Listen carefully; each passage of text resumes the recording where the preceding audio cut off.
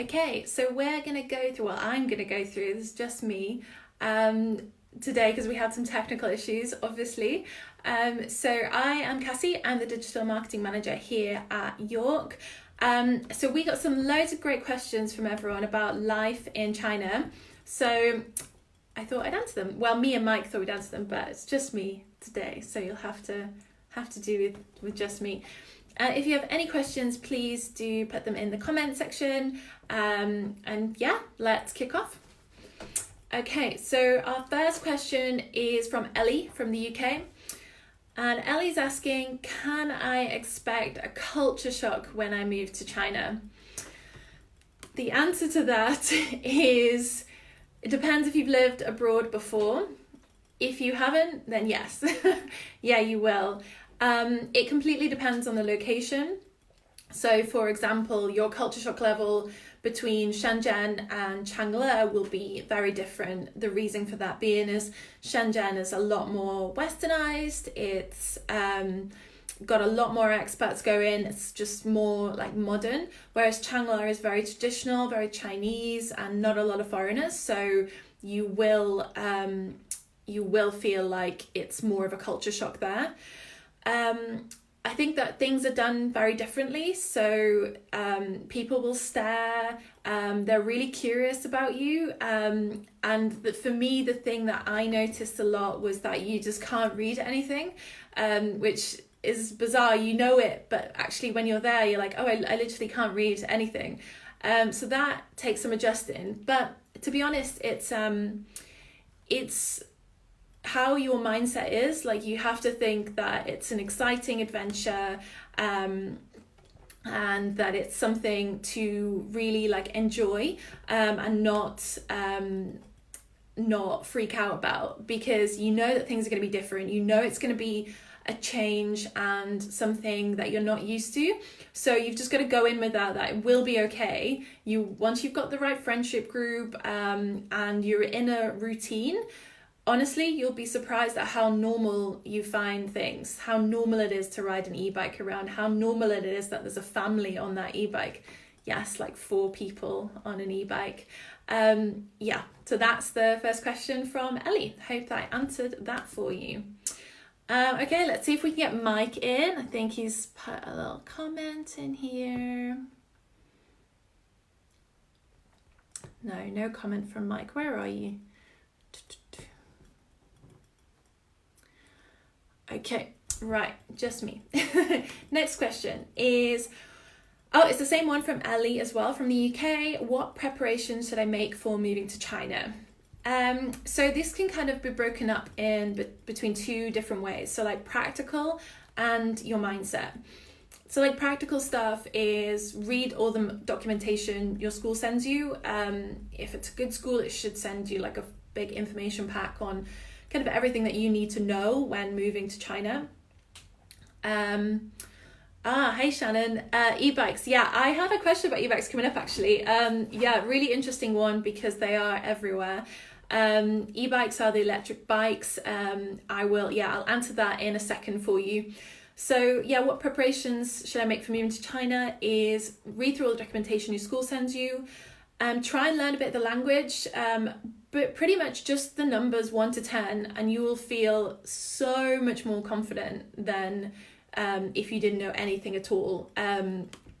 You can, and then also check out your company's social media and their YouTube. What you'll normally find is a lot of teacher-generated content. You should do anyway, and a lot of how-to videos and things that you should know before coming out there. Doing your kind of research is really valuable. And ask your school to connect you with teachers that are already there. There's a lot of like WeChat groups. WeChat is kind of like the Chinese WhatsApp. It's huge. So do check that out.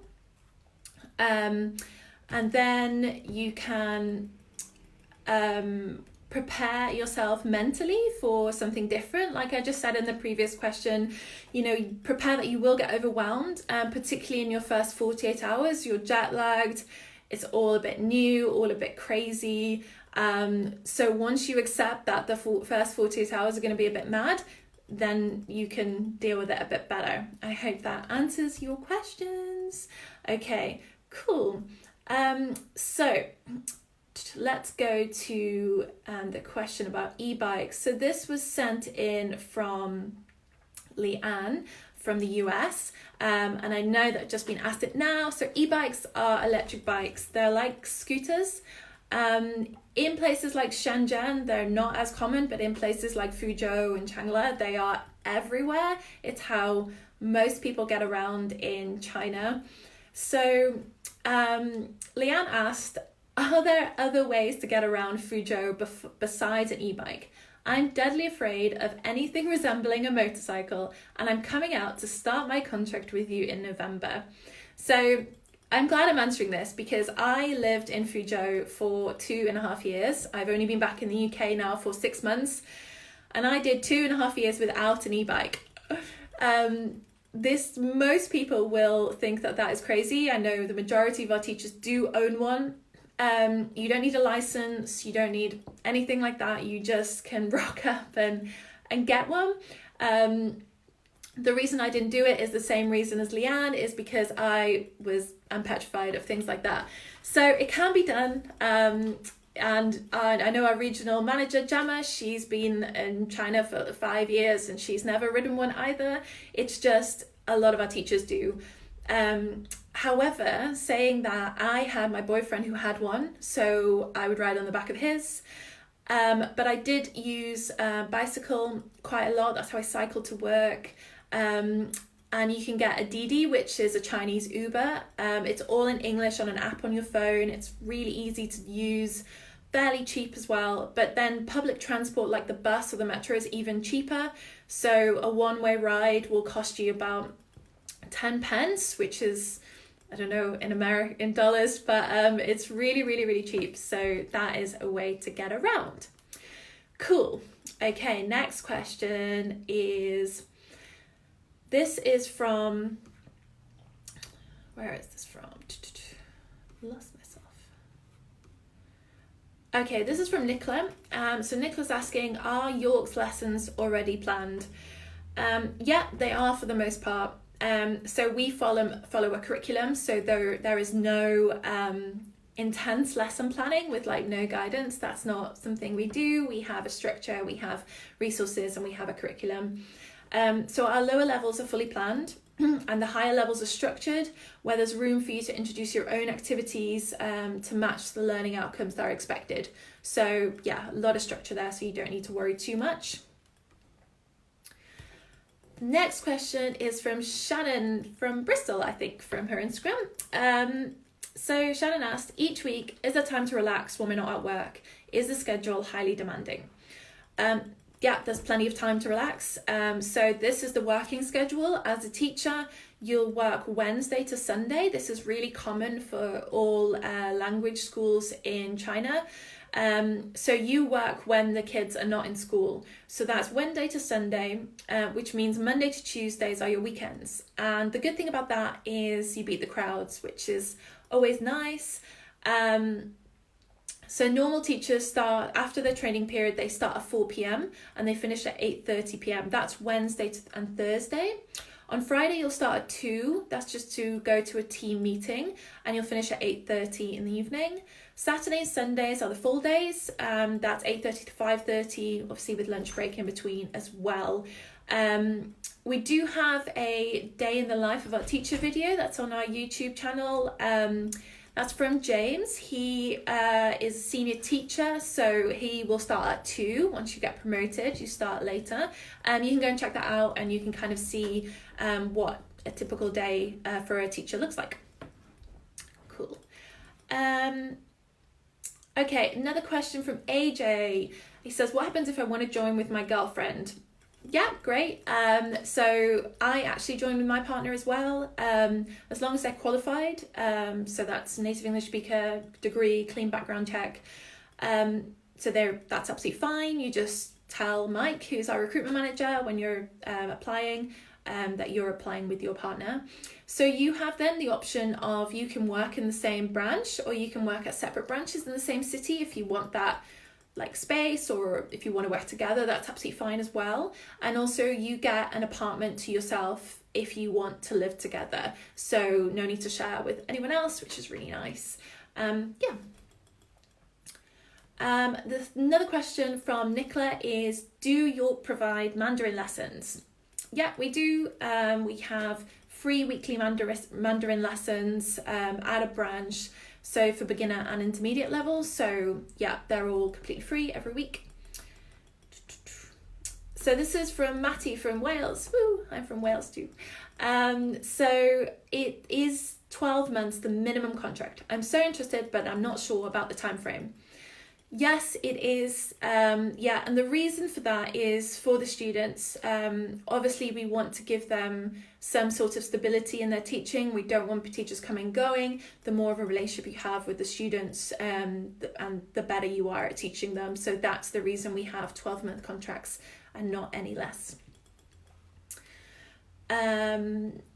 So from Nicola again, are there extra benefits for someone who is already teaching, who has teaching experience in China? So yeah, there is. So you get extra pay for one because you've got more experience. You also get full training, the same as everyone else. You will also, if you decide that you don't want to go home, once you're in China, you will still get the full flight reimbursement. So even if you're only flying an hour or two, you will still get the full amount as if you were flying from the UK or from the US. So you'll still get the same benefits as a normal teacher. But when you've got experience, particularly in China as well, the career development opportunities are greater. I say they're easier because of your experience. You will probably move on, if you wish, you'll probably move on to senior teacher fairly quickly. So that's another benefit. We also have a real big experience in transferring visas, which is quite a complicated process. Chinese bureaucracy is quite difficult. So we deal with all of that for you as well. So hope that helps. Okay, next one is from Niall from Australia. So he says, I'm unsure which city I'd like to apply for. What are the biggest differences between the locations? So for anyone who doesn't know, we have 4 locations. That's Shenzhen, Changle, Minho and Fuzhou. So that really depends on the lifestyle you want. So do you want to live in a big city? Do you want lots of expats? Do you want Western comforts? Or do you want a more authentic Chinese experience? Do you want the opportunity to learn Mandarin faster? Do you want cheaper cost of living? Do you want to be closer to nature? You have to ask yourself all those questions, and then as opposed to other language schools, you get to choose your location. We won't just place you in somewhere that you don't want. So let's go through them briefly for everyone. So for Shenzhen, it's a huge city. It's a bit more expensive. Your wage does reflect that, but cost of living's more. There's a lot more expats and there's a lot more Western comforts. So it's also really close to Hong Kong, which is all really nice. So for like the other end of the spectrum from that is Changle and Minho. They're very traditional Chinese locations. It's a place where you can learn Mandarin really quickly because you're around Chinese people a lot more. There are very few foreigners there. It's much cheaper cost of living and it's closer to nature. So beaches, mountains, great hiking opportunities. And for Changle, you're really close to the airport as well. So that's always a nice benefit. The kind of middle ground there is Fuzhou. It's got the biggest community of York teachers, and therefore it's our most popular option with locations. We've got 9 schools there. So yeah, you'll definitely be welcomed into a big established community there, with established schools. That's where we started out. That's where our head office is. So that is kind of the middle ground between Shenzhen and Changle. We do have a Fuzhou video. If you head over to our YouTube page, you will get to see it, and that kind of shows you all around the area as well. Okay, so let's check. I've got all the questions finished.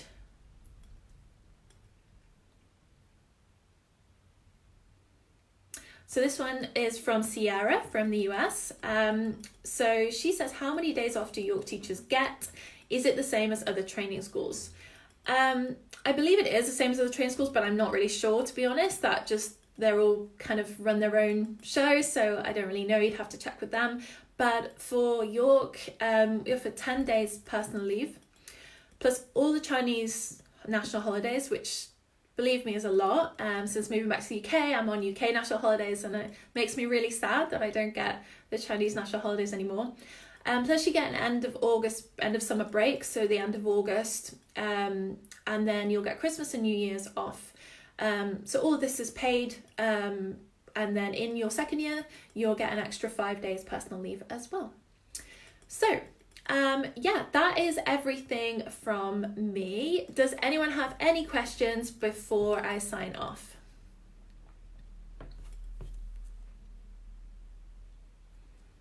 I don't know if I can see the comments actually. Well, if not, you can always message us. Thank you very much for your time. I hope I've answered everyone's questions. Please do message me if on our Facebook if you do have any more questions. We're always happy to answer anyone, and I'm the person behind our Instagram and our Facebook. So yeah, please do say hi. If you'd like to apply to join our team, we are hiring now for spring and summer 2020 positions. Due to visa reasons, you need to apply in advance. That's why it's so later on. Please do by visiting our website, which is www.yorkenglishcareers.com. And yeah, thank you very much for joining me. See you soon. Bye.